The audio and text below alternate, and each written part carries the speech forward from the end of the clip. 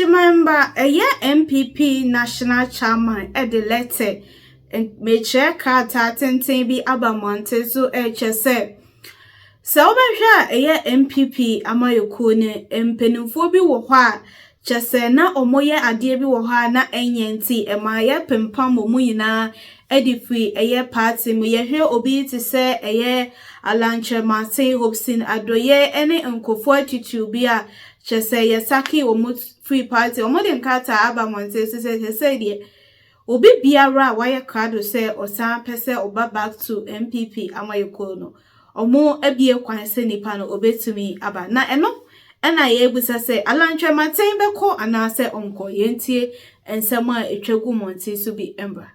Because of this particular behavior, we have suspended you. Or because you have declared your support for a particular candidate, because those were some of the issues. The nitty-gritties of it was that some people came out to publicly support certain candidates who were not the established candidates. I mean, the candidates of the establishment, maybe people who were in higher authority had their candidates, and people at the regional and constituency levels and even polling station levels also had their candidates. But at the end of the day, they had to make a public statement that, look, this was the candidate we supported. And because of that, we saw how albums were changed. So I'm asking myself if the suspended members are given amnesty. What about the albums that were changed? And some of them even had their names expunged from the registers. Is it the case that there were people the party considered as those who forfeited their membership? Because remember, during those contests and during those periods, the people were only expressing their views as members of the NPP, and there was never a time where any of those suspended people actually declared that they were no longer members of the NPP, except for the butterfly movement and that group who actually left the party to form their own movement under the leadership of Honorable Koju and Chomante. But when you look at this particular amnesty, there are still a lot of things that the NPP needs to do. And I think they've started, well, I don't know where they've started and where they got to before the declaration of this amnesty to those people. I know if it's a party that has good intention, they would have done some underground work. They would have gone to the grassroots to meet people, to actually iron out some of the issues. And so far as I am concerned, I can only speak for Yendi, because I know Yendi, some people were suspended in Yendi.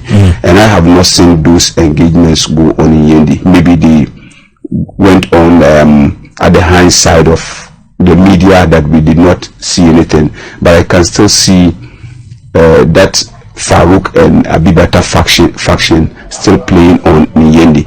So those who were suspended, the issues that made the NPP suspend those members, I don't know whether those issues have been addressed. If those issues have not been addressed, and you take the decision to say I have granted amnesty, then the problem still lingers on, because you are bringing those same people back to continue their fight unless those issues have been addressed. Now, the second issue too, or the second thing about this, is that political parties must learn from this particular incident of always suspending members of their political party, especially when they are in government. And there are some discerning voices from within the political party who says this is our point of view regarding this particular issue that has come up. I think it's only befitting for us to understand that we are operating a democracy. And even within the political parties, if there is no democracy, then there is no need even. The new publisher, the worker so and the assembly making the Basan Katan be Abba.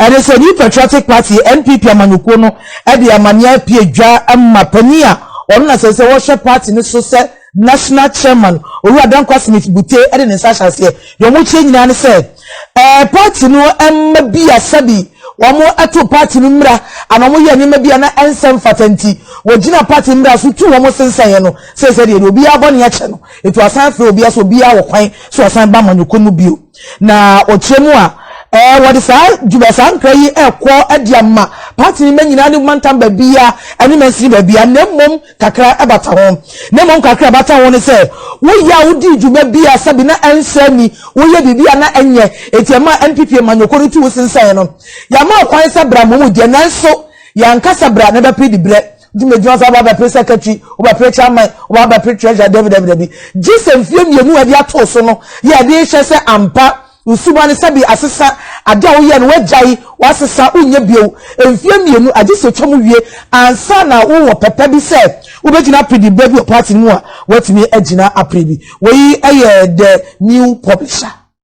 Practicing democracy as a nation, because it is the political parties who serve as a beacon of that particular democracy, who ensure that we all have our voices, whether we are within a political party or not, whether we are playing on the fence or not, as floating voters or not, we have a voice and we can say it without fear or favor, without intimidation or without fear of the fact that we are going to be victimized at the end of the day because we spoke our mind. Because that is what democracy is all about, speaking your mind and ensuring that development goes on well. Because when the policy comes, whatever the public also inputs into that policy shapes it and develops it, and so that it ensures that it stands the test of time.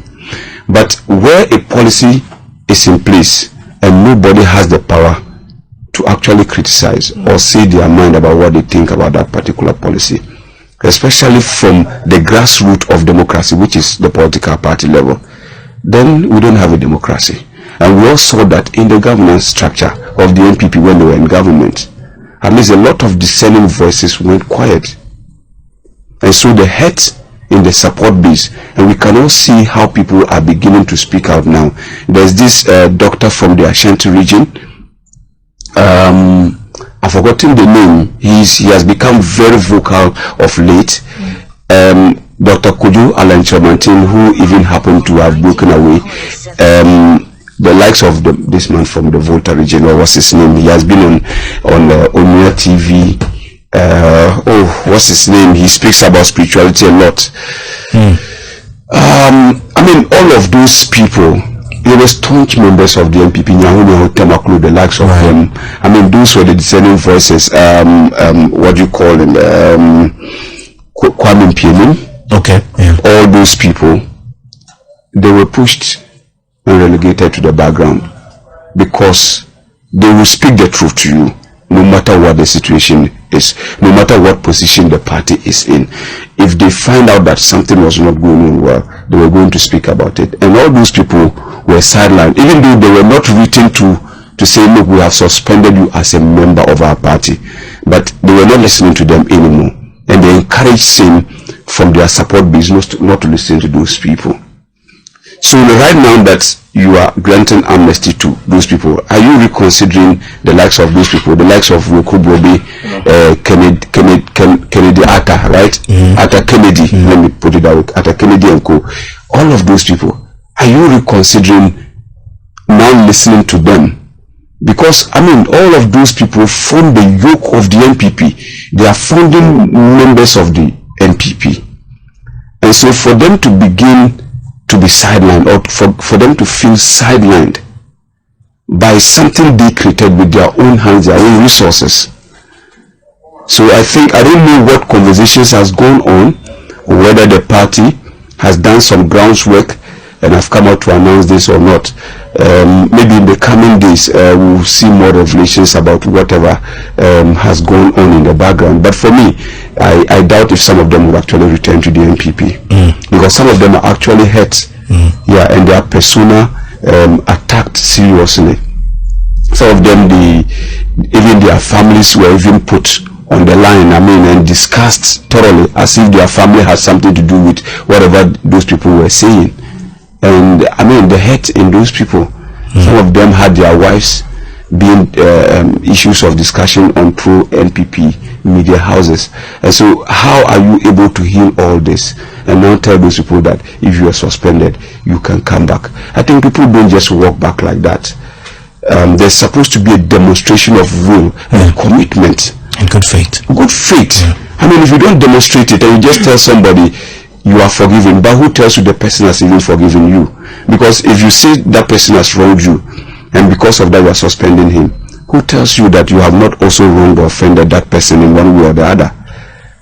Or some other person, your assigns, might have also offended that person.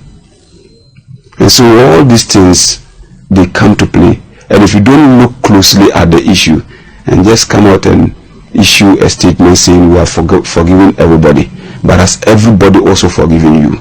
And are they willing to come back to build the political party you are looking out to build? I think that's the basic question. And you see, politicians must learn. If you are in government, it is not every policy that you bring or any issue you raise that is sacrosanct and that it must not be criticized. I mean, everything you say must not be cast in stone. You must have an opening somewhere where you listen to the people, where you listen